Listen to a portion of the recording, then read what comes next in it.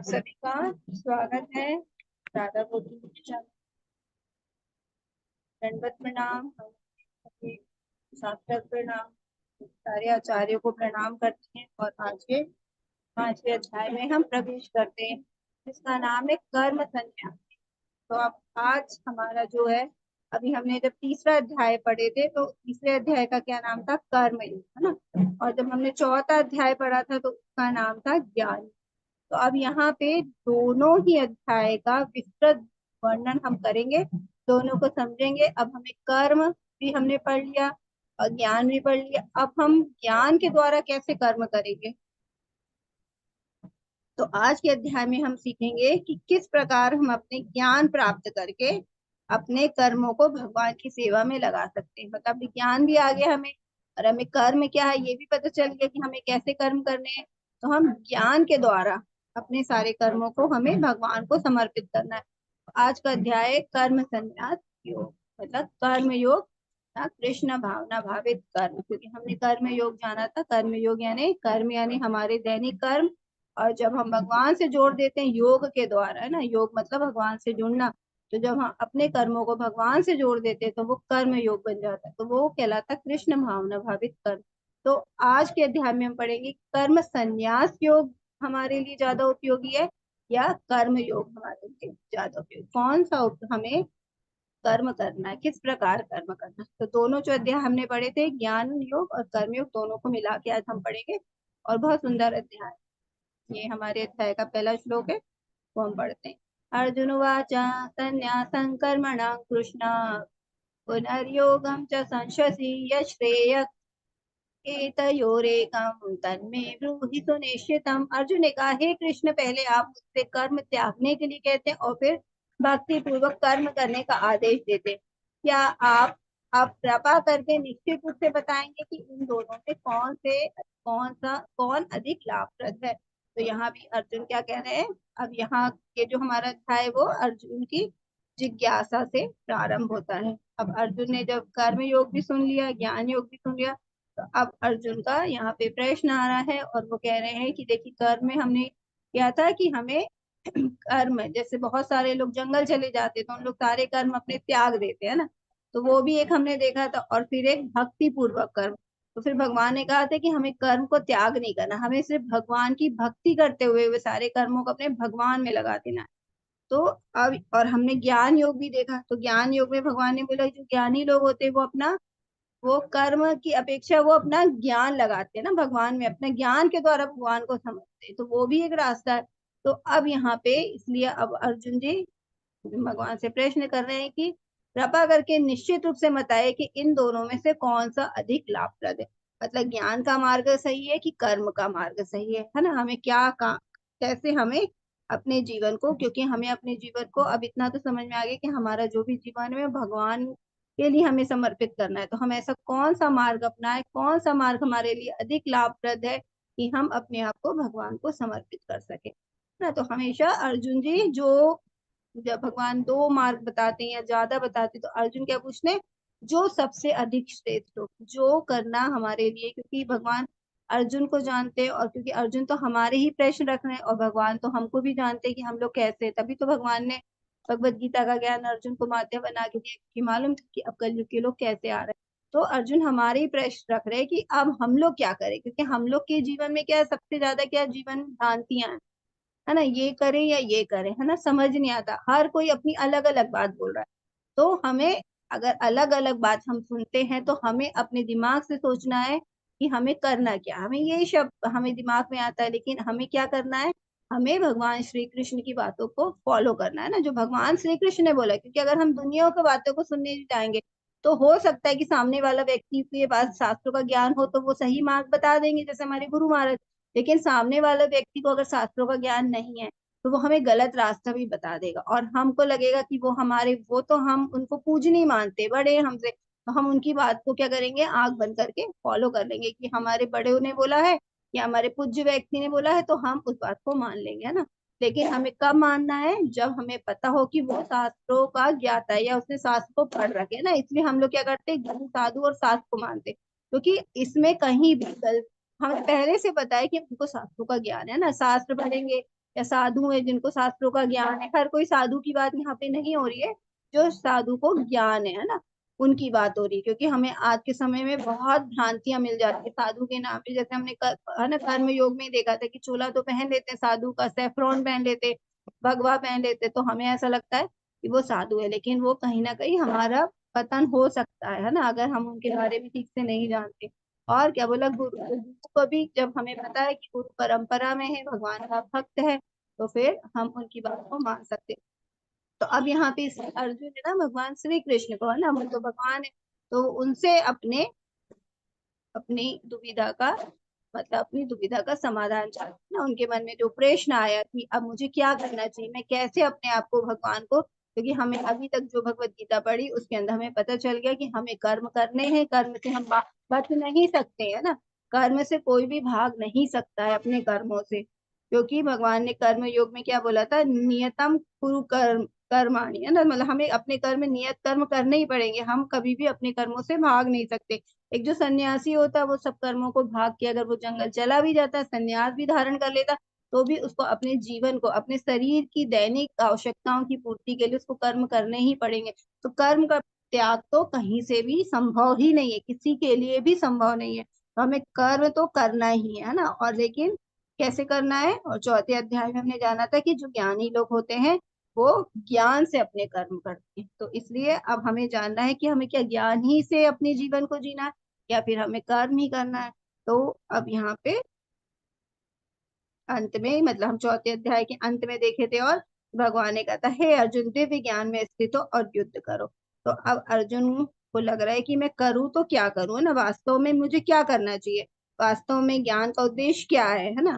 ज्ञान का उद्देश्य सभी कर्मों को त्याग कर एकांत स्थान में चले जाना है ना, यानी क्या संन्यास ज्ञान का उद्देश्य है, या ज्ञान का उद्देश्य भगवान की भक्ति करना है। तो ज्ञान का वास्तविक अर्थ क्या है, तो इस अध्याय में अर्जुन अब यही पूछते हैं भगवान से। अब भगवान उनकी शंका को दूर करेंगे। श्री भगवान उवाच संन्यासं कर्म योगश्च निःश्रेयस करो भुवो तयोस्तु कर्म संन्यासात् कर्म योगो विशिष्यते। श्री भगवान ने उत्तर दिया, मुक्ति के लिए तो कर्म का परित्याग तथा भक्ति में कर्म दोनों ही उत्तम है, किंतु उन दोनों में से कर्म के परित्याग से भक्ति युक्त कर्म श्रेष्ठ है। तो अब देखो अर्जुन ने दो चीज पूछी है कि इन दोनों में से क्या श्रेष्ठ है। तो भगवान कह रहे कि देखो मुक्ति के लिए, मतलब अगर हमें अपने मुक्त होना है अपने आप का ना, कई लोग मोक्ष की बात करते हैं, तो मुक्ति के लिए तो चाहे हम कर्म का परित्याग करें, मतलब कई लोग कर्म का परित्याग करें जैसे संन्यास लेते हैं, ठीक है, लेकिन अगर संन्यास लेते हैं लेकिन वहां पे जाके अगर वो सही तरीके से भगवान का चिंतन मना करते, तभी वो भगवान को प्राप्त कर सकते। नहीं तो हमने कर्म योग में देखा था कि अगर जो सन्यासी का हृदय शुद्ध नहीं होता, जब इंद्रियां उसके बस में नहीं होती, और वो तभी संन्यास ले ले और जंगल में चला जाएगा, तो वहां भी जाके क्या उसको भोग की बहुत सारी चीजें दिखती रहेगी, और वो उसके कहीं ना कहीं भोग में लिप्त हो जाएगा। क्योंकि हमारे चारों तरफ क्या है, सब भोग की ही वस्तुएं हैं, हमें पता भी नहीं चलता कि हम कब भोग करने में लग गए। मतलब हम प्रयास करते हैं कि हम भगवान से ही की भक्ति करें, लेकिन फिर भी देखिए हमारे संसार में बहुत सारी चीजें है ना। तो सन्यासी भी जब ये सब चीजों को त्याग देता है और वन में जाता है, तो वहां पे भी ऐसी परिस्थितियां आ सकती है कि उसको पता भी नहीं चलेगा, और वो कब कब वो संसार के भोग में आसक्त में लिप्त हो गया। जैसे हमने भरत महाराज जी की भी स्टोरी सुनी थी। तो इस प्रकार जो अगर कोई व्यक्ति अपने कर्म का परित्याग करके संन्यास ले रहा है लेकिन उसका हृदय पवित्र है, तो फिर वो मुक्ति को प्राप्त करेगा। लेकिन अगर उसका हृदय पवित्र नहीं है, तो वो वहां से भी उसका पतन हो जाएगा, है ना, पूरा यहाँ छोड़ के भी जाएगा संसार को, ना तो वो भगवान को प्राप्त कर पाएगा और ना वो संसार को प्राप्त कर पाएगा, मतलब कहीं भी उसको कुछ भी प्राप्त नहीं होगा। तो इसलिए, लेकिन भगवान कह रहे हैं कि दोनों ही मार्ग सही, लेकिन अगर वो कोई व्यक्ति संन्यास लेता है लेकिन वो सही तरीके से भगवान की वहां जाके भक्ति करता है, मतलब भोग में लिप्त नहीं होता, तो वो भी रास्ता सही है। और जो भक्ति युक्त कर्म है ना, जैसे कर्म योग, हम जो जो व्यक्ति है एक, तो संसार में ही रह रहा है, उसने कुछ भी त्याग नहीं किया है ना, लेकिन वो सारी चीजों को क्यों भगवान में लगा रहा है, तो वो भी रास्ता सही है, वो भी सही है। किंतु इन दोनों में से कर्म के परित्याग, जब हम कर्म को त्याग करके जब जंगल में जाके संन्यास करते, उससे भी श्रेष्ठ कौन सा रास्ता है, भक्ति युक्त कर्म करना, तो वो श्रेष्ठ है। क्योंकि हमेशा श्रेष्ठ उपाय कर पूछ रहे हैं अर्जुन जी। तो यहाँ पे अब भगवान दोनों ही रास्ते बताएं कि गलत कोई भी नहीं है, लेकिन अभी आज जैसे हम देखते हैं कि एक अगर हम दोनों की तुलना करें तो जो सन्यासी है वहां जाके उसकी गिरने के चांसेस है, और जो भक्त है वो संसार की कोई भी चीजों को नहीं छोड़ रहा है ना, सब चीजों का वो उपयोग कर रहा है, लेकिन वो अपने स्वयं के लिए नहीं कर रहा, वो भगवान के लिए कर रहा है। जैसे अभी हम लोग उदाहरण समझेंगे तो अभी हम लोग यहाँ मोबाइल का इस्तेमाल कर रहे हैं ना, मोबाइल तो सभी बहुत सारे लोग कर रहे हैं, लेकिन जो भक्त होते हैं वो क्या करते हैं, जैसे अभी हम यहाँ पे बैठ के कथा सुन रहे हैं, भगवान की भगवत गीता को जान रहे हैं, भगवान के शास्त्रों का ज्ञान को जान रहे हैं, भगवान की महिमा लीला का हम बात कर रहे हैं। तो अभी बहुत सारे लोग इस समय मोबाइल चला रहे हैं, लेकिन वो तो भगवान के लिए इस्तेमाल नहीं कर रहे, तो इसलिए हमें कोई चीज त्यागना नहीं है, हमें ये सब चीजें क्या करना, भगवान के लिए उपयोग करना। वैसे भी हमारे शास्त्र कहते हैं कि ये सब जो चीज है ना वो सब क्या है, भगवान की है। जैसे हम इसको कहते हैं हमारी है ना, लेकिन पूरी संसार की सब चीजें कहाँ है, भगवान है। आज ये मोबाइल है हमारे हाथ में, तो ये भी जो बनाने वाला जिसका दिमाग है वो भी तो भगवान ने ही उसको दिमाग दिया था, तभी वो ये सब चीज बन पाया। और उसने बनाया भी कहाँ से, संसार की चीजों को तो इकट्ठा किया, उसने कोई पैदा तो नहीं किया कोई चीज अपने हाथ से, है ना। अगर उसने उसकी जो भी चीज मटेरियल इसमें यूज हुआ वो उसको इसी संसार से, इसी धरती से मिला, और ये धरती में सब कुछ देने वाला कौन है, भगवान है। तो सब कुछ भगवान से आ रहा है ना। हम ईशोपनिषद में हमने देखते हैं कि आता है एक श्लोक, ईशा ईशावास्य इदम सर्वम यत् किंचा जगताम जगतेन तत्तेन भुंजितम अग्रदकश्च। तो ये सारी चीजें भगवान की है, सारी चीज भगवान ने बनाई है।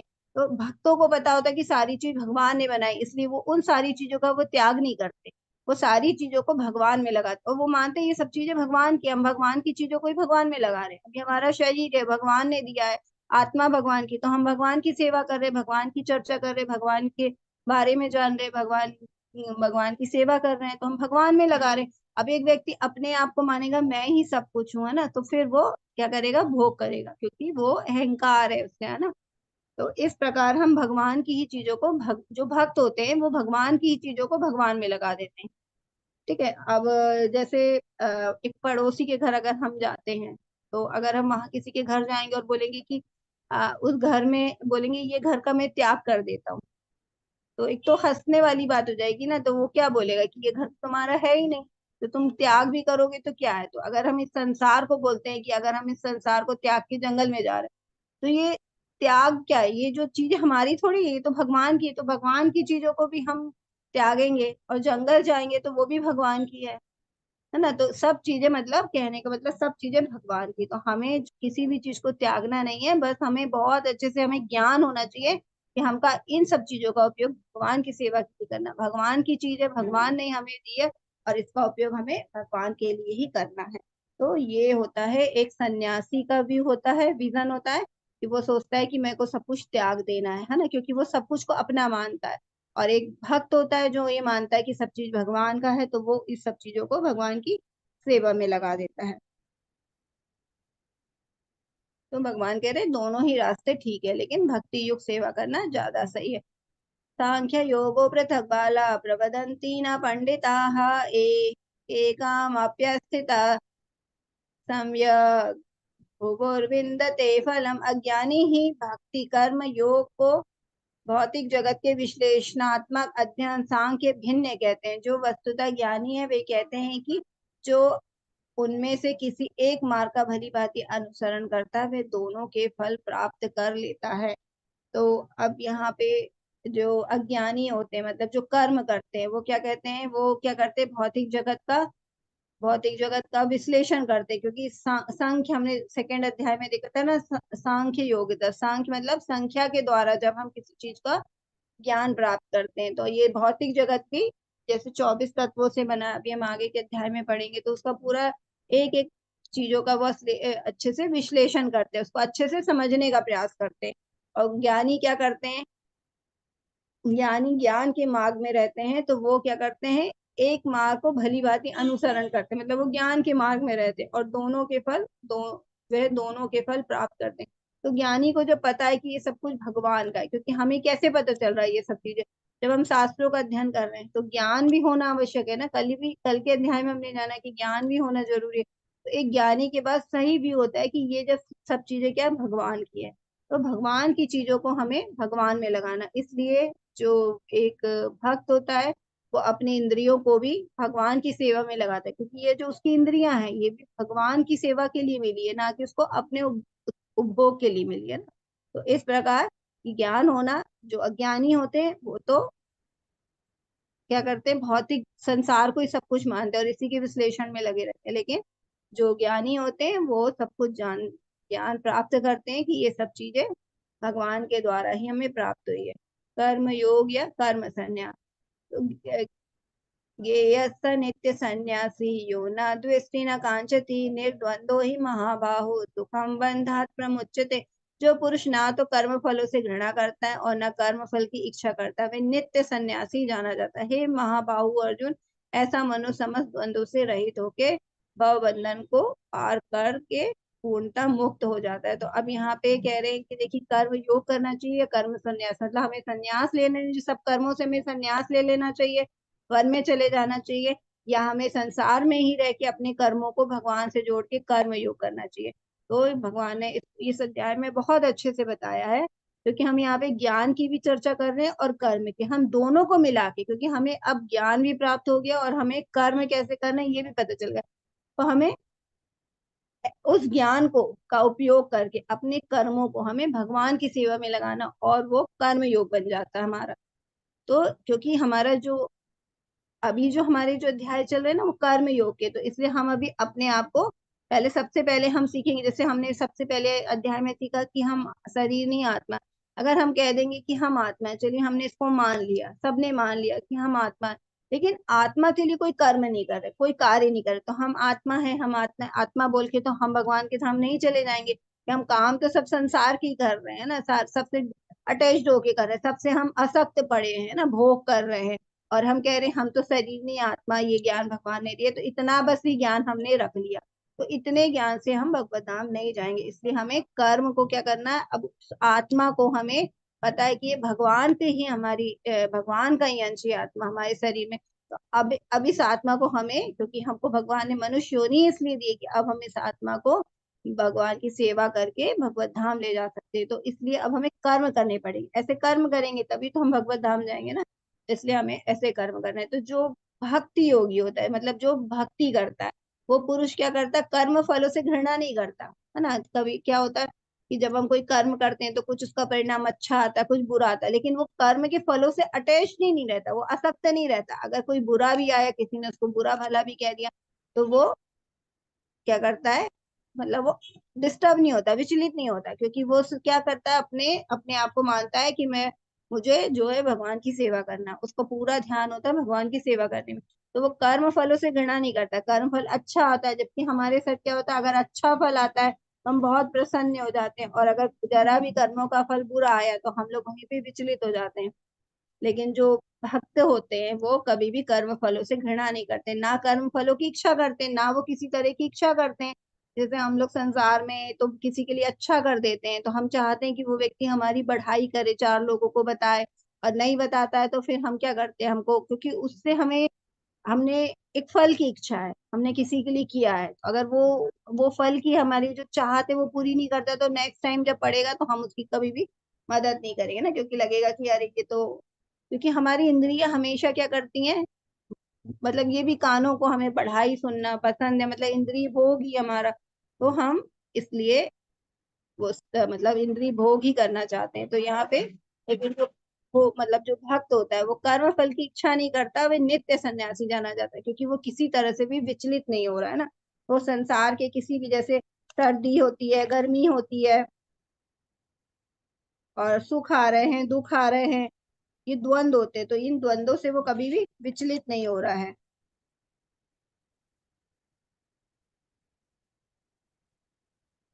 तो जो ऐसे ला जैसे सर्दी है, गर्मी है, अपमान मिल रहा है ना, या बढ़ाई हो रही है, तो वो कभी ऐसे से ना, कोई ऐसी चीजों की वो इच्छा करता है, ना इन सब चीजों से विचलित होता है, कि उसके लिए कोई भी चीज विचलित नहीं होती, क्योंकि वो सिर्फ भगवान की सेवा में उसका पूरा ध्यान है और वहीं लगा रहता है। इसलिए ऐसा व्यक्ति जो नित्य सन्यासी, मतलब वो संसार में ही रह रहा है, अपने सारे कर्तव्यों को भगवान से जोड़ के, सारे कर्मों को भगवान से जोड़ के, सारे काम कर रहा है तो वो नित्य सन्यासी है। उसको हम ये नहीं बोल सकते कि वो जंगल में गया वही केवल सन्यासी।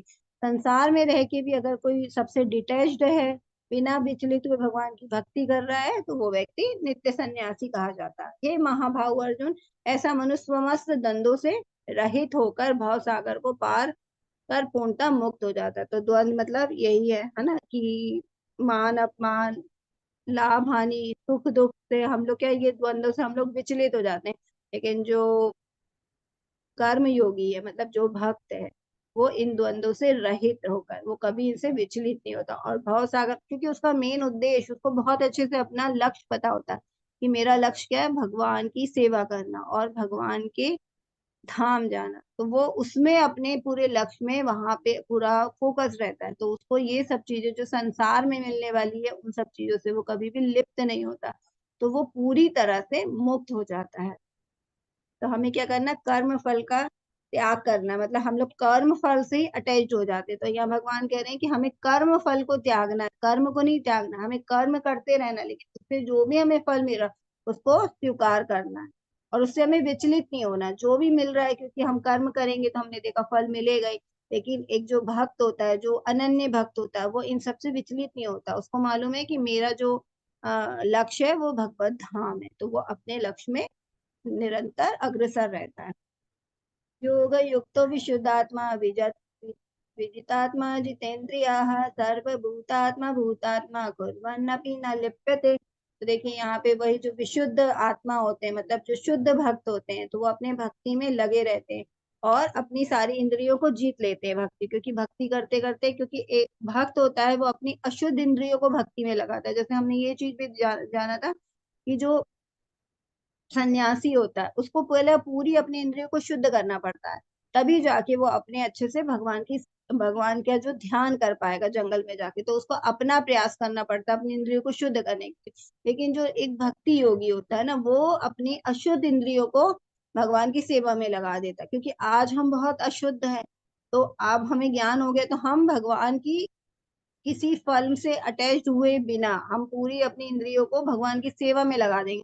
तो क्या होगा, धीरे धीरे धीरे धीरे धीरे धीरे हमारे अंदर अपने आप संसार से मतलब आसक्ति हटती जाएगी और हमें धीरे धीरे भगवान से आसक्ति होती जाएगी। तो हमें भगवान से आसक्ति करना है ना, संसार से नहीं करना। तो यही जो एक माइनर्स है ना, वो छोटा सा अंतर है, इसी में हम लोग इसको ही समझ नहीं पाते। तो एक भक्ति योग और एक संन्यास में यही अंतर है। लेकिन अगर हम किसी चीज का त्याग नहीं कर रहे, संसार में रह के भी अगर हम भगवान की सेवा करके जो शुद्ध भक्त है, अपनी जो इंद्रियां उस पे वो क्या करते, उस इंद्रियों को जीत लेते हैं, है ना, वो भगवान, वो जरा भी विचलित नहीं होते। तो हमें, तो ऐसे ही हमें, मतलब भगवान कह रहे हैं कि जो ऐसे व्यक्ति होते हैं ना, वो ज्यादा, मतलब संसार में रह के भी वो मुक्त आत्मा, जैसे हम बद्ध हैं हम लोग, क्योंकि अब इंद्रियों का भोग कर रहे हैं तो हम बद्ध आत्मा। लेकिन अगर जो जो शुद्ध भक्तों ने अपनी इंद्रियों को जीत लिया, वो भोग में ना लगा के वो भगवान की सेवा में 24 घंटे रत है, लगे हुए, तो उन्होंने अपनी इंद्रियों को जीत लिया है और वो किसी भी संसार की किसी भी चीज से लिप्त नहीं होते। तो अब इसी चीज को भगवान ने आगे के श्लोक में हमें उदाहरण दिया है समझाने के लिए कि जो भक्त होते हैं, वो शुद्ध भक्त होते हैं, वो कैसे इस, अब हमको लग सकता है ना कि संसार में रह के तो चारों तरफ जब भोग है तो हम, तो बहुत मुश्किल है, हम कैसे करेंगे। तो ये भी आसान है, कैसे है इसके लिए भगवान आगे बता रहे, उदाहरण दे रहे। ब्रह्मण्याधाय कर्माणि संगं त्यक्त्वा करोति यः लिप्यते न स यो पापेन पद्मपत्र विमांभसा। तो भगवान इसके लिए क्या उदाहरण दे रहे हैं कि जो व्यक्ति कर्म फलों को परमेश्वर को समर्पित करके आसक्ति रहित होकर अपना कर्म करता है, वह पाप कर्म से उसी प्रकार अप्रभावित रहता है जिस प्रकार कमल पत्र जल से अस्पर्श रहता है। वो आपने देखा है ना, कमल का पत्ता, है ना, कमल क्या होता है, पानी में होता है, तो कमल तो खिल के ऊपर आ जाता है, लेकिन जो पत्ते होते हैं वो पूरी तरह पानी में रहते हैं। लेकिन आप उसके ऊपर देखिए, पानी की एक बूंद डालेंगे ना, तो वो भीगेगा नहीं, वो पानी की बूंद एक मोती की तरह, मतलब एक पानी की जो बूंद की तरह एक जगह इकट्ठी हो जाएगी, है ना। ऐसे पूरा पत्ते, तो वो लिप्त नहीं हो जाएगा पानी की, मतलब पत्ता गीला नहीं हो जाएगा। जैसे और दूसरे पत्ते हम देखते पानी में डालेंगे तो वो पूरे गीले हो जाएंगे, लेकिन जो कमल का पत्ता वो एक्चुअली बहुत चिकना होता है ऊपर से ना, तो उसके ऊपर कोई भी पानी की बूंद भिगो नहीं पाती उसको, एक बूंद की तरह। अपन जितना पानी डालेंगे तो एक इकट्ठा हो जाएगा एक तरफ, है ना, पूरे पत्ते को लिप्त नहीं कर सकता वो।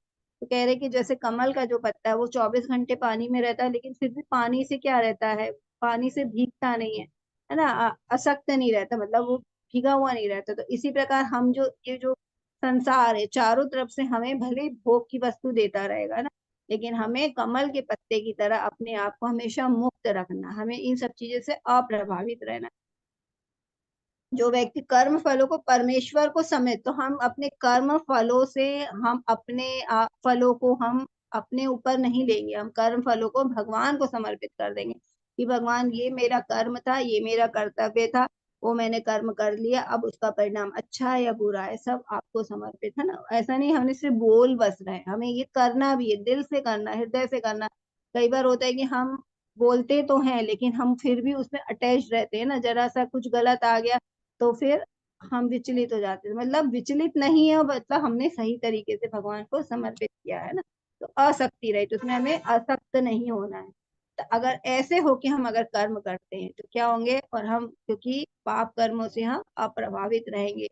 और उसी प्रकार जिस प्रकार कमल का पत्ता पानी में रह के भी कभी भी गीला नहीं होता है, इसीलिए हमें भी भौतिक संसार में रह के भी अपने आप को कभी दूषित नहीं होने देना है, क्योंकि अगर हम भोग करेंगे, कर्म करेंगे संसार के, तो हम लोग सब दूषित हो जाएंगे, लेकिन अगर हम भगवान के लिए कर्म करेंगे तो हम धीरे धीरे धीरे धीरे हम लोग शुद्ध हो जाएंगे। हनुमान ने लंका को भगवान राम को भेंट के रूप में जलाया, उनकी शक्ति के प्रदर्शन, अपनी शक्ति के प्रदर्शन के रूप में नहीं, वह अपने कर्म के फल से नहीं जुड़ा था। इस इसने उन्हें तुरंत प्रभु की अगली सेवा में शामिल होने के लिए सक्षम किया, क्योंकि उनकी हर सांस प्रभु की सेवा के लिए थी। तो यहाँ पे उदाहरण दिया प्रभुपाद जी ने कि जैसे हनुमान जी थे, जब उन्होंने लंका को जलाया तो उन्होंने अपने शक्ति प्रदर्शन के लिए नहीं जलाया था कि मैं इतना महान हूँ इसलिए मैं ये सब कर सकता हूँ इसलिए मैंने जला दिया। सब राक्षस क्या भयभीत हो गए, है ना। मगर हनुमान जी के जाने से वो छोटे से इस काम से पूरे राक्षस और पूरी लंका में मतलब बहुत ही ज्यादा अफरा तफरी मच गई थी। तो बोल रहे थे बहुत ही कोई बहुत ही बलशाली वानर आ गया है।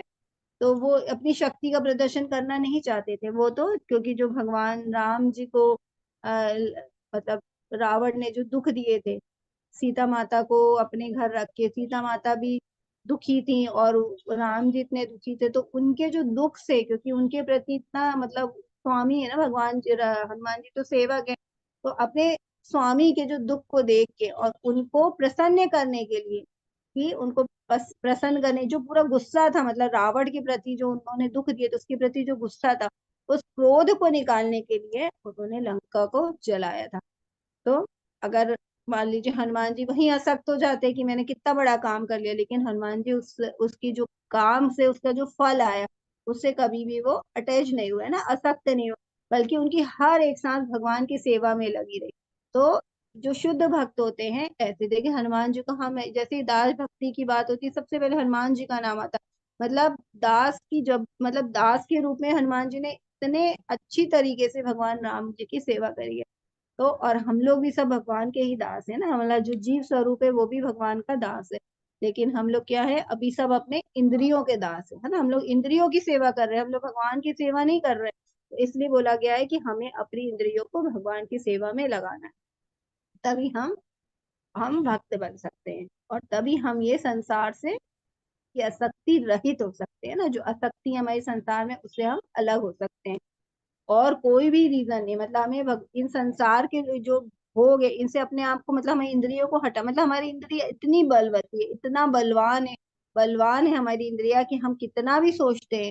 आज हमने सुन लिया, ज्ञान हो गया हमारे अंदर और हम कर्म करना भी चाहते हैं, लेकिन फिर भी हम कर, अभी देखिए मतलब भक्तों के साथ होता है, जो नए नए आए उनके साथ होता है, कि हम लोग के साथ, मेरे साथ भी होता है कि हम कितना अपने आप को सोचते हैं कि हमें ये कार्य नहीं करना है क्योंकि हमें अब ज्ञान हो गया भगवत गीता, लेकिन फिर भी हम कहीं ना कहीं अभी हम इंद्रियों के बस में चले जाते हैं, मतलब हमारी इंद्रियां असक्त रहती है और हम अपने के आपको, तो इंद्रियों को मुक्त नहीं कर पाते संसार की चीजों से। तो उसका कारण क्या है, भगवान का बल नहीं, क्योंकि भगवान जब हम पे कृपा करेंगे और भगवान हम जब भगवान हम पे कृपा करेंगे, भगवान तो बहुत शक्तिशाली, सर्व शक्तिशाली, तो भगवान जब हम पे कृपा करेंगे तो हम ये संसार से असक्त हो जाएंगे, मतलब विरक्त हो जाएंगे।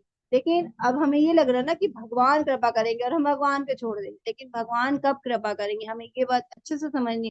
भगवान जब कृपा करेंगे जब हम प्रयास करेंगे, है ना, जब हम भगवान का नाम जप करेंगे, माला जप करेंगे, भगवान की शुद्धता से भक्ति करेंगे, तो जब भगवान देखेंगे हमारा प्रयास, मतलब हमें प्रयास करेंगे नहीं अगर हम, और हम भगवान पे बोलेंगे कि सब कुछ भगवान करने वाला है ना, तो ये तो पॉसिबल नहीं है। तो इतने साल से तो भगवान ही कर रहे हैं, तो भी क्या हमें कुछ सुधार हुआ? हमें नहीं हुआ, हम आज वही सब में लिप्त हैं, संसार की क्रियाओं में हम लिप्त हैं। लेकिन जब भगवान हमारा प्रयास देखेंगे कि ये भक्ति कर रहा है या मेरा नाम जप कर रहा है और वो चाहता है अपने आप को इस संसार से मुक्त करना, है ना, इनकी क्रियाओं से, तो फिर भगवान हमको बल देंगे, है ना। तो जब हमको भगवान का बल मिलेगा तभी हम हमें इंद्रिया, हमारी ये जो अटैचमेंट है, हमारा ये भौतिक संसार से आसक्ति है हमारे अंदर, वो हम उससे मुक्त हो पाएंगे। तो यही चीज आज के अध्याय में हम समझ रहे हैं कि हमें बस ज्ञान भी होना और उसके बाद हमें प्रयास करना, उसको अपने जीवन में उतारना, वैसे कर्म करेंगे, है ना, तभी हम जाके कृष्ण भावना भावित हो पाएंगे।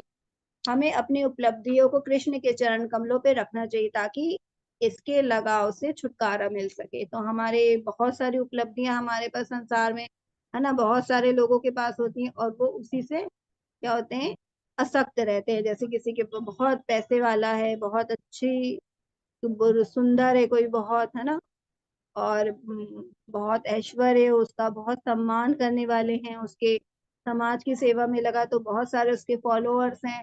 तो हमारी ये सब उपलब्धियां हैं, है ना, हम स्त्री हैं, पुरुष हैं, हम एक बहुत अच्छे, हमारे बहुत अच्छा घर है, बहुत अच्छे बच्चे हैं, हमारा बहुत अच्छा परिवार है।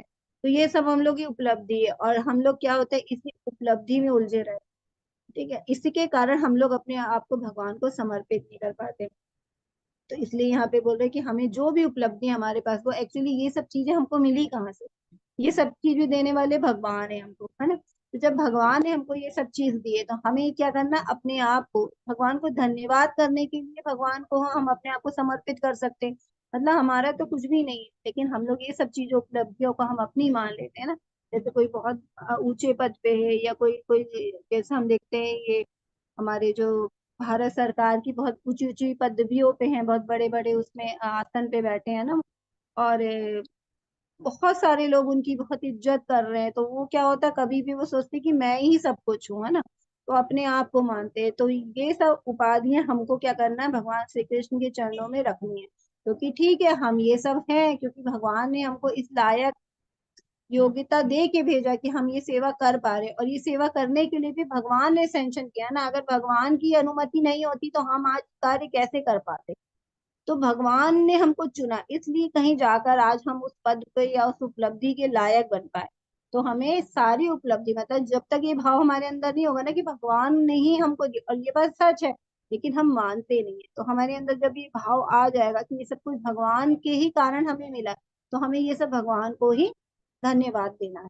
तो इसलिए जब ये भाव आ जाएगा तो हम सारी उपलब्धियों को भगवान श्री कृष्ण के चरणों में रख देंगे, और हम ये इन सब चीजों से क्या होगा, तभी हम ये भौतिक जो उपलब्धियां हैं उससे अपने आप को, जो अशक्ति है उससे हम छूट पाएंगे और अपने आप को भगवान के चरणों में लगा पाएंगे। जैसे देखिए हम उदाहरण के तौर पे हमेशा लेते हैं, है ना, श्रील प्रभुपाद जी हमारे, अभी इनके बारे में, जैसे ये बहुत अच्छे से भक्ति कर रहे थे, है ना, लेकिन ये भक्त थे और भक्तों को क्या है, दूसरे भक्तों का वो दुख देखते हैं, है ना। अभी अगर ये सन्यास ले लेते, क्योंकि ये तो सन्यास, ये तो यो मतलब बहुत अच्छे भक्त थे भगवान के, तो वो तो वृंदावन में रह ही रहे थे, राधा दामोदर मंदिर में देखिए आज भी उनका कमरा है, तो वो वहां रह के आराम से भक्ति कर रहे थे। लेकिन जो कर्म योगी है ना, मतलब भगवान के लिए जो कर्म योगी होते हैं, उनको क्या होता है, दूसरे के बारे में सोचते हैं, दूसरों का दुख उनको उनको अपने दुख की जैसा दिखता है, तो उन्होंने विदेश गए, नहीं तो वो आराम से भक्ति करते रहते, तो क्यों बाहर जाते। लेकिन उनको ये था कि हमें मुझे भगवान ने ये शरीर दिया है तो मुझे भगवान की सेवा में, तो बताइए 70 साल के होके वो उन्होंने वहां गए, और वहां पे देखते हो हम कैसे कैसे भक्त है ना, जो वहां किसी नियम का पालन नहीं करते। कोई रूल रेगुलेशन नहीं है ना, सब शराब पीते हैं, मांस खाते हैं, व्यभिचार करते हैं, है ना, जुआ खेलते, सब कुछ होता है वहां पे, गैम्बलिंग होती है, तो सब कुछ हो रहा है वहां पे। लेकिन फिर भी प्रभुपाद जी ने उनके उद्धार के लिए, क्योंकि भक्तों में क्या रहता है कि वो दूसरों के दुख से दुखी होते हैं, उनको लगता है कि इनको भी हम भगवान की सेवा से जोड़ें, क्योंकि उनमें भी भगवान की आत्मा है, लेकिन उनके पास ज्ञान नहीं है इस चीज का, तो उनको ज्ञान देने के लिए प्रभुपाद जी वहां। तो ये होते हैं भक्त, कि वो उन्होंने भी संन्यास नहीं लिया, है ना, कि हमें आराम से बैठ के, क्योंकि सन्यासी व्यक्ति अपनी उन्नति के लिए कार्य करता है। वो सन्यास, चलो वन में चला गया, उसने सन्यास ग्रहण कर लिया और वो भक्ति कर रहा है अच्छे से, तो वो उसका उद्धार हो जाए। लेकिन जो भक्ति योगी होते हैं, जो भक्त भगवान को किसको सेवा करते हैं, है ना, अपनी सारी इंद्रियों को भगवान में लगाते हैं और संसार में ही रहते हैं, वो संसार से बाहर नहीं जा रहे हैं ना, संसार में रहते हुए ही अपनी भगवान की सेवा में लगे, तो इसलिए उन्होंने अपने मतलब विदेश गए, और आज देखिए कितने सारे लोगों का जीवन उन्होंने परिवर्तित कर दिया। जो लोग इतने ज्यादा अशुद्ध थे वो आज इतने विशुद्ध हो गए, मतलब उन्होंने भी इनके प्रभुपाद जी से दीक्षा ग्रहण करके और उनकी उनसे जो शास्त्रों का ज्ञान लेके आज वो अपने आप को भगवान के बहुत शुद्ध भक्त बन गए। तो ये होते हैं भक्ति योगी, जो सब कुछ भगवान को मतलब भगवान की कोई चीजों को त्यागते नहीं है, ठीक है, सब चीजों को लेके भी वो चलते हैं, लेकिन उन सब चीजों से असक्त नहीं होते, और अपने कर्मों को क्या करते हैं, भगवान की सेवा में लगा के रखते हैं। तो इसी प्रकार एक आपको कहानी बताती हूँ कि एक बार प्रभुपाद जी के जो शिष्य थे, उन्होंने बताया कि एक फोटो छपा था पेपर में, जिसमें एक सन्यासी है और सामने बहुत सारा सोना है, और वो ऐसे हाथ मना के रूप में ऐसे हाथ करके उसने फोटो खिंचाई कि मैं सन्यासी, मुझे इस सोने का क्या काम। तो प्रभुपाद जी को दिखाया तो प्रभुपाद जी हंसने लगे, बोले मुझे ये सोना दे दे, मैं तो ले लूंगा, जबकि प्रभुपाद जी भी सन्यासी है ना। लेकिन देखिए सोच क्या है उनकी, वो बोलते कि ये सोना लेके मैं भगवान के बड़े बड़े मंदिर बनाऊंगा, है ना, क्योंकि मंदिर बनने से क्या होता है, मंदिर बनने से वहां का एक तो वहां के जो भी लोग रहते हैं सब मंदिर आने लगते हैं, उनमें नित्य शुद्धता आने लगती है ना, वहां पे विद्या अध्ययन होता है, शास्त्रों का अध्ययन होता है, उनकी जो विशुद्ध मतलब जो उनकी चेतना बीमार होती है, हम कहते हैं ना, तो वो भी शुद्ध होती है। विद्या अध्ययन रहे तो एक विद्यालय की तरह है, फिर एक हॉस्पिटल की तरह मंदिर होता है, कि वहां पे जो आपकी जो सबसे पहले हमारी जो बीमार क्या है ना, शरीर तो बीमार होता है तो चलो हम इलाज करा लेते, लेकिन हमारा मन बीमार है। आज जो सबसे ज्यादा हमारे जो दूषित है वो हमारे विचार है ना, मन है जो हमें फंसा रहा है इधर उधर, तो उसको ठीक करने के लिए क्या करना है, हमें शास्त्रों का अध्ययन करना है और सही मार्गदर्शन में करना है। तो जब हम ये करते तो हमारा जो दूषित मन होता है वो भी शुद्ध होता है। तो कहते हैं कि इतना मुझे कोई सोना देगा तो मैं तो रख लूंगा, है ना, लेकिन वो हंसते हुए कहते हैं कि मैं इसका मंदिर बनाऊंगा। मतलब ये है कि भगवान की चीज का वो निरादर नहीं कर रहे हैं, कि सोना भी भगवान की ही चीज है ना, धरती से मिलता है, तो सब कुछ जो भी कुछ मिल रहा है हमें भगवान से मिला, तो उस चीज का उपयोग लेकिन हमें अपने लिए नहीं कर, उस चीज का उपयोग हमें भगवान के ही लिए कर। तो ऐसे होते हैं शुद्ध भक्त जो हर चीजों को संसार में रहते हुए सब लेते हैं, लेकिन उसको भगवान की ही सेवा में उपयोग करते हैं।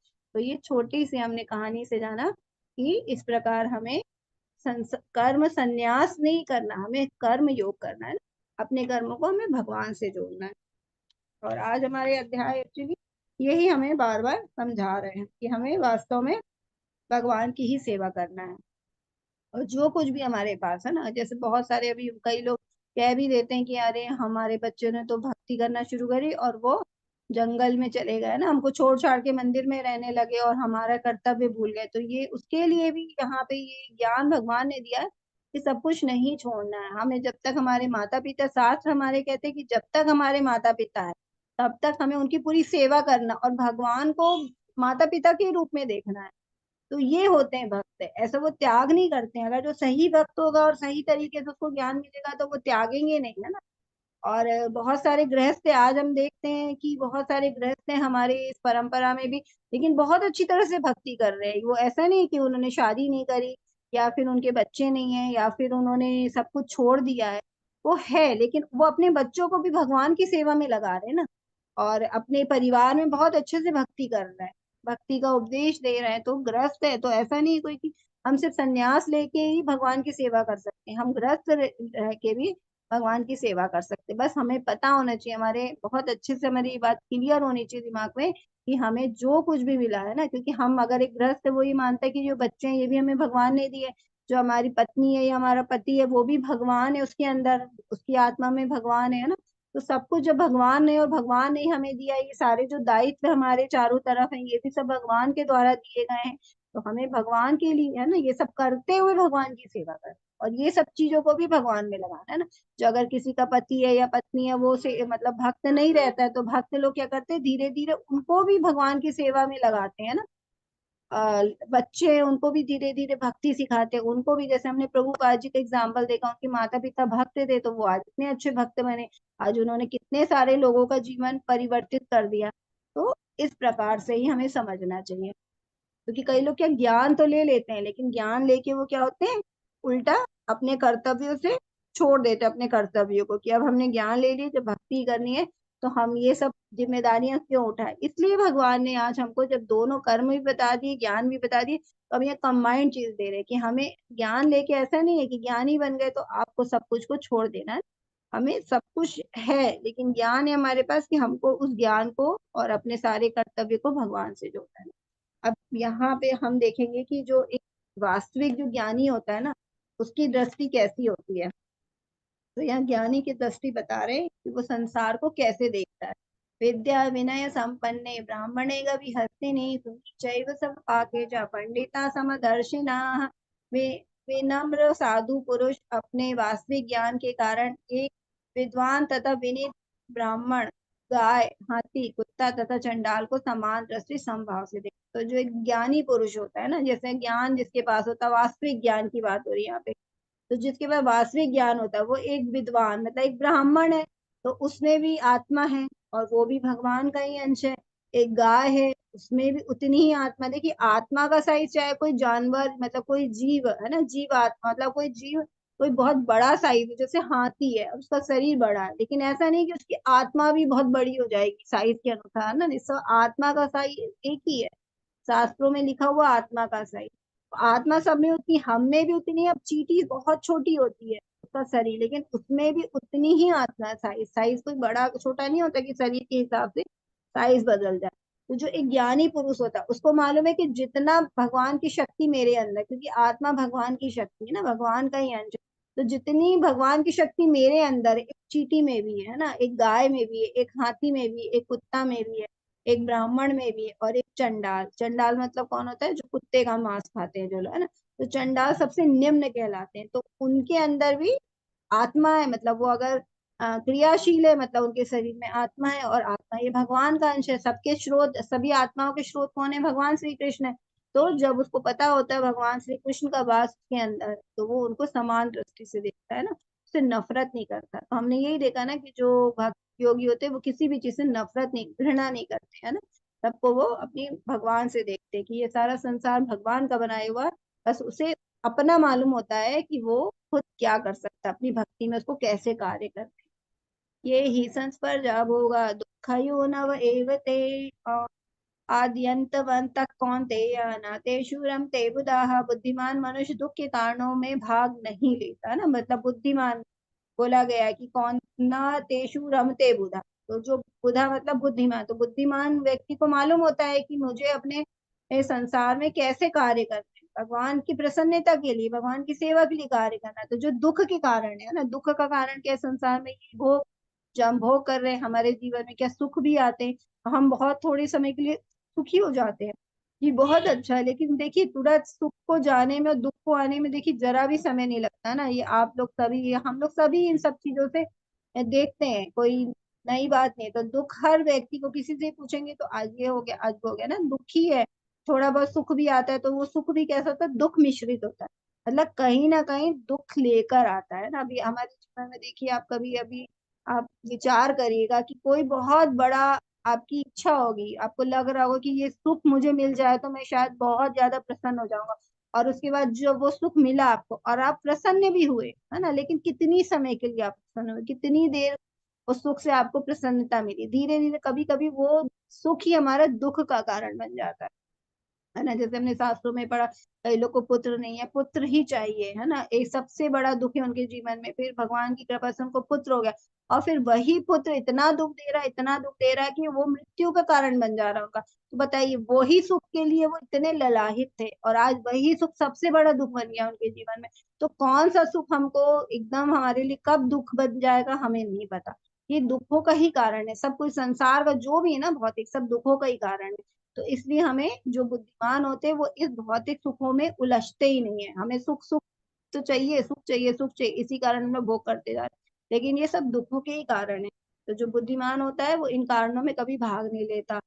और जो कि भौतिक इंद्रियों के सत्संग से उत्पन्न होता है, मतलब भौतिक इंद्रिय हमारी सुख चाहती है और ये भौतिक सुख चाहती है, इससे हमें कभी भी सुख प्राप्त नहीं होता। हे कुंती पुत्र, ऐसे भोगों का आदि तथा अंत होता है, अतः चतुर व्यक्ति इसमें आनंद नहीं लेता।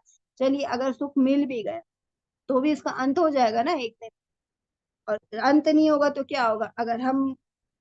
अगर कभी कभी क्या होता है, सुख हमारे खत्म हो जाते हैं, सुख आया लेकिन वो कब, हमने जैसे अभी बात की कि दुख में बदल गया। तो सुख तो कभी ना कभी खत्म हो जाते, और नहीं खत्म होती तो कभी कभी सुख, उसको समझते समझते व्यक्ति ही खत्म हो जाता है ना। क्योंकि हम लोग खुद ही शाश्वत नहीं है, हम लोग का शरीर शाश्वत नहीं है। धीरे धीरे हमारा शरीर नष्ट हो रहा है, धीरे धीरे हमारी बुद्धि नष्ट हो रही है ना। मतलब अगर हम भौतिक कार्य कर रहे हैं तो हमारी सब बुद्धि नष्ट हो रही, मतलब हम लोग ये संसार के कार्य में लगे हुए हैं, तो मतलब बुद्धि का तो उपयोग ही नहीं कर पा रहे ना, ज्ञान का।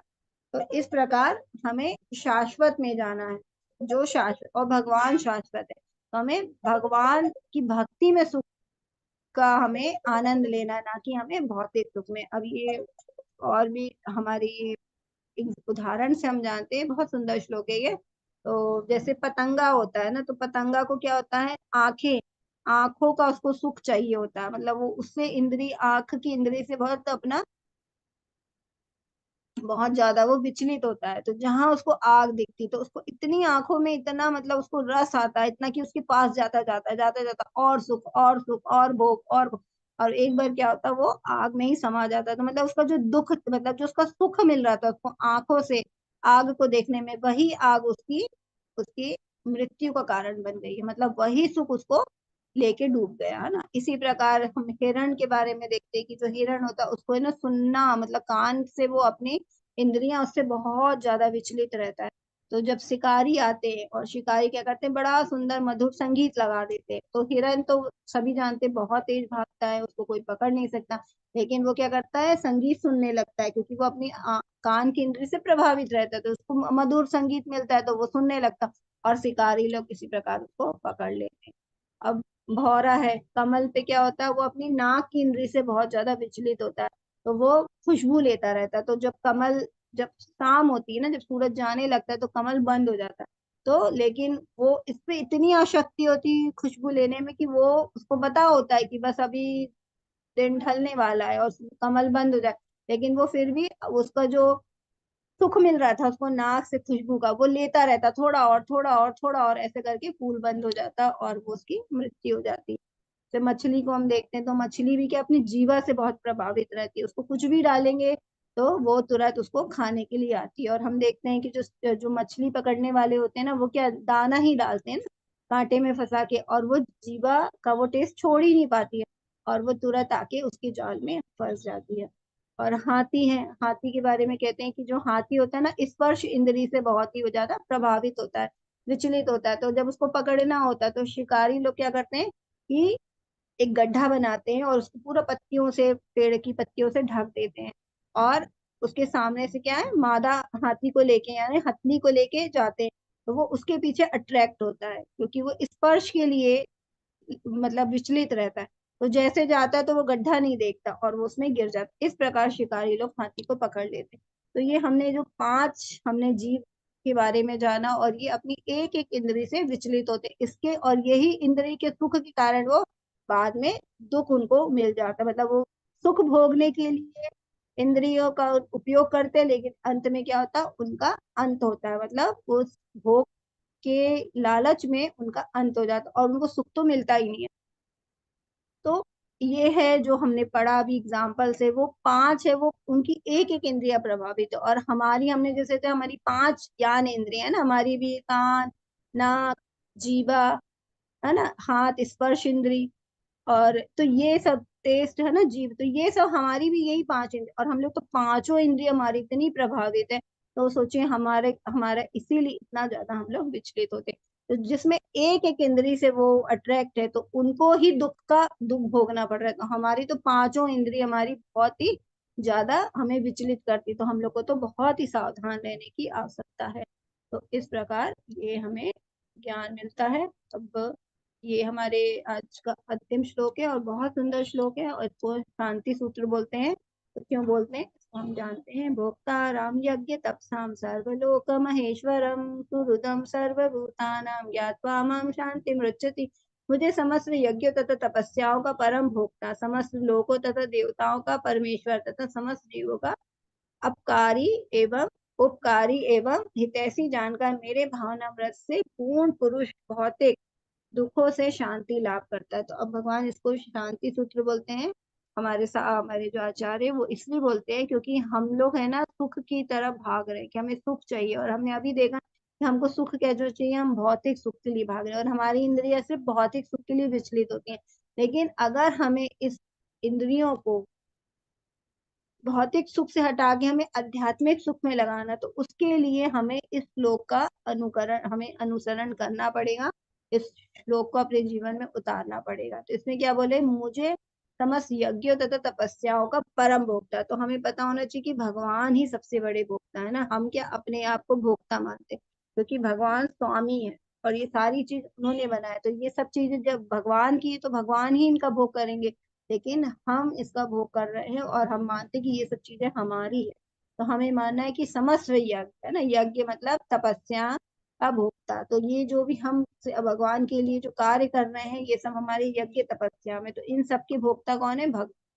और समस्त लोगों के देवता का परमेश्वर, देवताओं का परमेश्वर, समस्त जीवों का। तो जो जो भी जितने भी लोग हैं, है ना, 14 लोग हैं हमने जाने थे, और जो सभी जो देवता हैं जितने भी, उनके भी ऊपर कौन है, भगवान श्री कृष्ण है। तो सभी के परमेश्वर कौन है, भगवान, मतलब परम ईश्वर, है ना। सभी जो हम जिसको ईश्वर मानते हैं, उनके भी ऊपर कौन है, भगवान श्री कृष्ण। तो भगवान ही सब चीजों का भोग करने वाले हैं, और भगवान ही सभी देवताओं और सभी लोगों का ये परमेश्वर है। और भगवान क्या है, और तीसरा सूत्र क्या दिया है इसमें, समस्त जीवों का अपकारी, है ना, उपकारी तथा हितैषी जान के। तो भगवान ही हमारे क्या, सुहृदम, है ना, सुहृदम सर्वभूताना। तो सभी जीवात्मा के भगवान सुहृदय वाले मित्र हैं।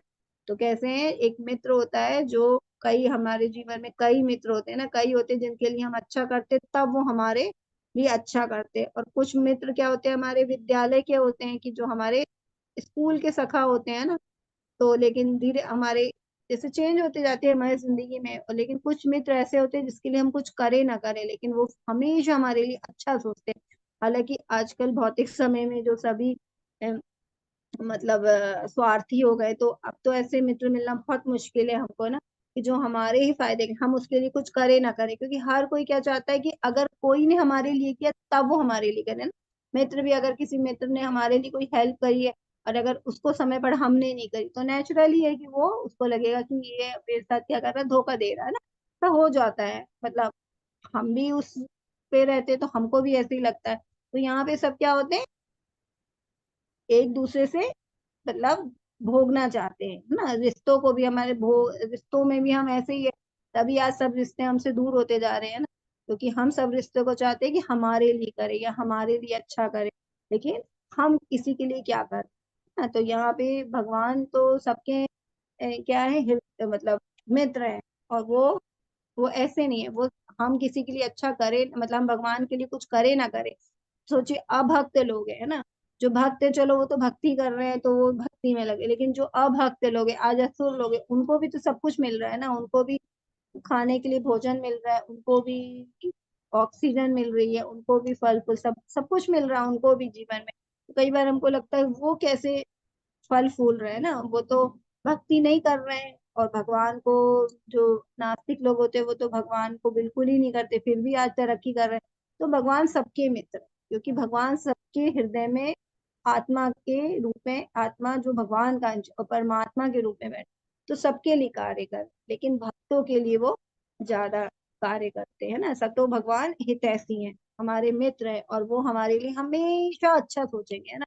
जैसे माता पिता होते हैं, सोचिए अगर उदाहरण से समझेंगे तो हमारे जो माता पिता होते हैं वो भी क्या होते हैं कि हम माता पिता की सेवा कर रहे हैं तो वो बहुत प्रसन्न है, ठीक है। लेकिन अगर नहीं करेंगे लेकिन वो फिर भी हमारे लिए हमेशा अच्छा ही सोचेंगे, मतलब वो हमें कभी नहीं सोचेंगे कि हमारी तरक्की ना हो, है ना, हमेशा हमारे लिए अच्छा सोचेंगे, भगवान से प्रार्थना करेंगे हमारे जीवन के लिए, वो अपने लिए नहीं चाहेंगे जितना वो अपने बच्चों के लिए। तो ऐसे भगवान भी हम लोग के लिए हमारे इतने अच्छे मित्र हैं कि वो हमारे लिए हमेशा हमारे हित के लिए ही सोचते रहते हैं, चाहे हम भक्ति करें चाहे ना।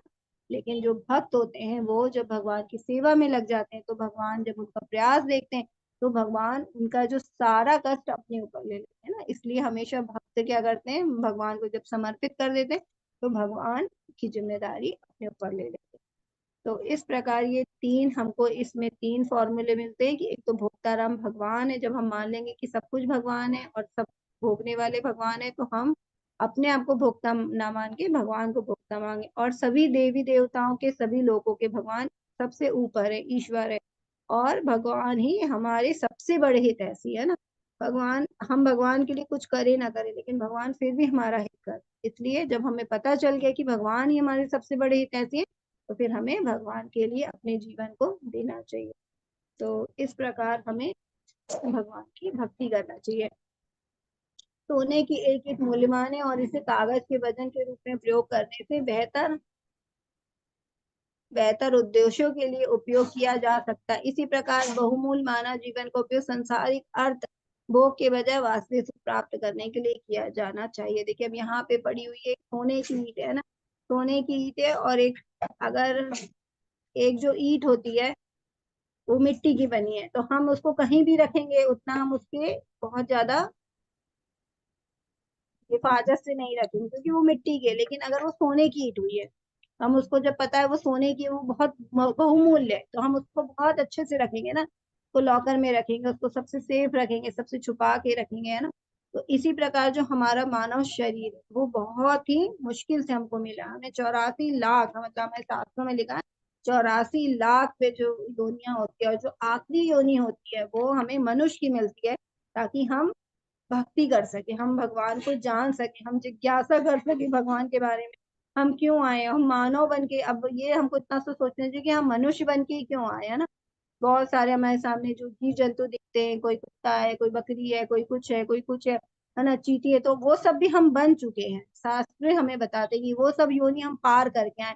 अभी हम उनको देखते कितना छोटा है कि वो तो जानवर है, हम तो मनुष्य है। तो भगवान ने हमको, क्योंकि हमने धीरे धीरे कुछ कार्य ऐसा किया कि भगवान ने हमें मनुष्य का तन दिया, और भगवान अब चाहते हैं कि हम बहुत जल्दी उनके धाम आ जाए, क्योंकि मनुष्य जीवन में केवल भक्ति कर सकता, पशु में वो जिज्ञासा नहीं कर सकता, वो भक्ति नहीं कर सकता। तो हमें जो अपने, अभी हमें सोने की ईट हमारे पास है ना, तो इसका उपयोग, मतलब शरीर हमारा सोने की ईट है, अब हमें इसका उपयोग भगवान की भक्ति के लिए करना चाहिए, और हम उसको पेपर वेट की तरह इस्तेमाल कर रहे हैं ना। तो पेपर वेट का काम क्या है, सोचिए हम अपना इतने बहुमूल्य को हम भौतिक संसार के भोगों में उलझा के रखें अपने जीवन को, जो हमें और भी ज्यादा योनियों में, मतलब जन्म हमारा मृत्यु होता रहेगा क्योंकि हम लोग भक्ति नहीं कर रहे हैं। तो ये भगवान की कृपा होने के बाद, मनुष्य योनि होने के बाद भी हम इसका उपयोग एक पेपर वेट की तरह कर रहे हैं, और हमारा जीवन कितना बहुमूल्य है। इसलिए लिखा है कि इस प्रकार बहुमूल्य मानव जीवन का उपयोग संसारिक अर्थ भोग के बजाय, तो हमें संसार का भोग नहीं करना, वास्तविक सुख क्या है हमारे जीवन का, मनुष्य बनने का, कि हमें भगवान की भक्ति करना है, तो हमें इस सुख को वहां लगा के, तो मानव शरीर का उचित उपयोग हमें करना चाहिए, और वो उपयोग है भगवान की भक्ति करना चाहिए। अब आज का अध्याय हमारा समाप्त हो गया, हम प्रभुपाद जी के शब्दों को सुन लेते हैं, वो सारे हमारे लिए। ये 5वां अध्याय श्री कृष्ण भावनामृत, ये 5वां अध्याय कृष्ण भावनामृत की, जिसे समानतः कर्म योग कहते हैं। तो मतलब कर्म योग क्या है कि जहाँ हमने अपने कर्मों को भगवान की सेवा में लगा, और इसी का एक नाम है कृष्ण भावना भावित कर्म, मतलब हम सारे कर्मों को कृष्ण की भावना में करते हुए, भगवान की भावना में होते हुए भगवान के लिए कर रहे हैं, तो वो कृष्ण भावनामृत कर्म कहलाते हैं। तो ये दोनों समानता, मतलब कर्म योग और कृष्ण भावनामृत एक है। व्यवहारिक व्याख्या है, यहाँ पर इस प्रश्न का उत्तर दिया गया कि कर्म योग से मुक्ति किस प्रकार होती है। कृष्ण भावनामृत में कार्य करने का अर्थ है भगवान के पूर्ण ज्ञान के साथ कर्म करना। तो देखिए, हमने कर्म योग जाना, ज्ञान योग जाना, लेकिन जब हम दोनों को मिलाएंगे कि अब हमारे पास ज्ञान भी है, कर्म कैसे करना है, हमें ज्ञान से पूर्ण होके करना है। तो पूर्ण रूप से ज्ञान प्राप्त करके हमें कर्म करना है भगवान के लिए। ऐसा कर्म दिव्य ज्ञान से भिन्न नहीं होता। प्रत्यक्ष कृष्ण भावनामृत भक्ति योग है, और ज्ञान योग वह पद है जिसमें भक्ति योग प्राप्त किया जाता है। तो हम देखते हैं ना, बहुत सारे जो ज्ञानी है पहले सिर्फ ज्ञानी होते हैं, मतलब वो सिर्फ शास्त्रों का अध्ययन करते हैं ना, भगवान के अभी मतलब भक्त नहीं बने, लेकिन वो जब ज्ञान शास्त्रों का अध्ययन करते तो वो धीरे धीरे जब ज्ञान उनका बढ़ता है तब उनको पता चलता अच्छा श्री कृष्ण भगवान ही भगवान है, उन्होंने सब कुछ दिया हमें और उनके लिए कर्म करना। तो वो धीरे धीरे धीरे धीरे भक्त बनते जाते हैं ना। हमने किसी को नहीं सुना जो भक्त है वो फिर ज्ञानी बन गया ना। जो भक्त है वो तो ऑलरेडी भगवान को अपने आप को पहले ही समर्पित कर चुका है ना। और ज्ञानी क्या करते हैं, ज्ञान प्राप्त करते करते करते धीरे धीरे अपने आप को भगवान को समर्पित करने लगते। इसलिए ज्ञान भी हमारे लिए आवश्यक है, क्योंकि पता लगा ज्ञान अगर हमारे पास गलत ज्ञान है तो हम गलत तरीके से अपने आप को संसार में लगा देंगे, संसारी ज्ञान रहेगा। लेकिन अगर हमें शास्त्रों का ज्ञान है, हम यहाँ भगवान का आध्यात्मिक ज्ञान ले रहे, तो हम अपने आप को भगवान से जोड़ पाएंगे। और यही हमारे जीवन का सबसे बड़ा उद्देश्य है, परमेश्वर के साथ अपने संबंध का पूर्ण ज्ञान प्राप्त करके कर्म करना है ना। तो हमें भगवान से अपना संबंध जोड़ना है, यही ज्ञान प्राप्त करना है कि हम संबंध कैसे जोड़े और भगवान के लिए ही कर्म करना है। इस चेतना को पूर्णता का अर्थ है कृष्ण या श्री भगवान का पूर्ण ज्ञान। तो जो हम ज्ञान ले रहे हैं, इस ज्ञान का हमारा क्या अर्थ है कि हम भगवान श्री कृष्ण को पूरी तरह से जान पाए। शुद्ध जीव भगवान के अंश रूप में ईश्वर का शाश्वत दास है। तो ये ज्ञान है कि हमारे साथ होते कि हमें जो भगवान के शाश्वत दास, ये माया पर प्रभुत्व जताने की इच्छा से माया के संपर्क में आता और यही उसके कष्टों का कारण है। जब तक ये पदार्थ के संपर्क में रहता है उसे भौतिक आवश्यकताओं के लिए कर्म करना पड़ता है। तो मतलब हम लोग, हमारा शरीर क्या है, पदार्थ से मिला है, तो हमें अपने शरीर की देखभाल के लिए, क्योंकि हमें शरीर की भी आवश्यकता है, अगर ये शरीर नहीं रहेगा तो हम भक्ति नहीं कर पाएंगे। हमें शरीर का ध्यान रखना है उसकी आवश्यकता का, लेकिन हमें इसमें लिप्त नहीं होना, क्योंकि ये आवश्यकता हमारी तो भौतिक संसार से पूरी हो रही है ना। लेकिन हमें उतनी ही चीजों को ग्रहण करना जितने हमारे शरीर के पालन पोषण के लिए आवश्यक है, और उसमें हमें आसक्त नहीं हो जाना कि हमें सब कुछ, हमारा जो सब कुछ संसार से मिल रहा है तो हम संसार ही कार्य करें, संसार के ही कार्य करें। हमें लिप्त नहीं होना, और हमें ये मानना है कि ये जो संसार से हमें सब चीज मिल रहा है भगवान की कृपा से मिल रहा है, तो हमें सब अपने आप को भी भगवान को ही समर्पित कर। तो हम लोग क्या करते हैं, माया पे प्रभुत्व, मतलब हम लोग दास है भगवान के, लेकिन अपने आप को स्वामी, क्योंकि हमें सेवक सुनना है, अपने आप को दास समझना है ना, बिल्कुल अच्छा नहीं लगता। हम लोग को स्वामी बनना अच्छा लगता है, लेकिन हम क्या कर रहे हैं, हम भगवान के दास है, लेकिन हम क्या कर रहे हैं, भगवान के दास है, और हम अपने इंद्रियों के हमें क्या रहना है, स्वामी रहना है ना। गोस्वामी जो लोग होते हैं वो अपनी इंद्रियों पे पूरा मतलब नियंत्रण कर चुके होते हैं, तो उनको बोलते हैं गोस्वामी। तो हमें इंद्रियों पे अपना स्वामित्व रखना है, हमें इंद्रियां हमारे बस में होनी चाहिए और हम भगवान के दास होने चाहिए। लेकिन जो आज का व्यक्ति वो क्या, अपनी इंद्रियों की तो गुलाम है ना, इंद्रियों की तो गुलामी कर रहा है, इंद्रिया जो करती है, मन जो करता है वो कार्य करता है। हम इंद्रियों के दास है, और हम क्या है, इंद्रियों के दास है, और जो भगवान, और जो ये भौतिक प्रकृति, इसके हम अपने आप को स्वामी बनना चाहते हैं ना। तो हमें समझना होगा कि जो स्वामी है भगवान श्री कृष्ण है और हम श्री कृष्ण के दास। इस प्रकार जब हम समझेंगे तब हम अपने आप को पूर्ण रूप से भगवान के से समर्पित कर पाएंगे, पूरी तरह से कृष्ण भावना भावित हो पाएंगे। तो जब तक ये पदार्थ के संपर्क में रहता है उसे भौतिक आवश्यकता के लिए कर्म करना पड़ता है, किंतु कृष्ण भावनामृत उसे पदार्थ की परिधि में स्थित होते हुए भी आध्यात्मिक जीवन में ले आता है। तो हम जब कृष्ण भावना भावित हो जाएंगे तो धीरे धीरे आपको पता चल जाएगा आध्यात्मिक जीवन क्या है और कैसे हम अपने आध्यात्मिक जीवन की ओर बढ़ सकते हैं। क्योंकि भौतिक जगत में भक्ति का अभ्यास करने पर जीव का दिव्य स्वरूप पुनः प्रकट होता है। तो हम जब भक्ति का अभ्यास करते हैं तो हमारा जो मेन स्वरूप है ना, कि हम भगवान के दास हैं और हम जो आए संसार में भक्ति करने के लिए, भगवान की सेवा करने के लिए, तो हम जब ये सब चीजें हमें ज्ञान हो जाता है ना, तो फिर हम भक्ति में लग जाते हैं और हमारी धीरे धीरे भक्ति बढ़ने लगती है। इस प्रकार आज का अध्याय हमारा पूर्ण हुआ है।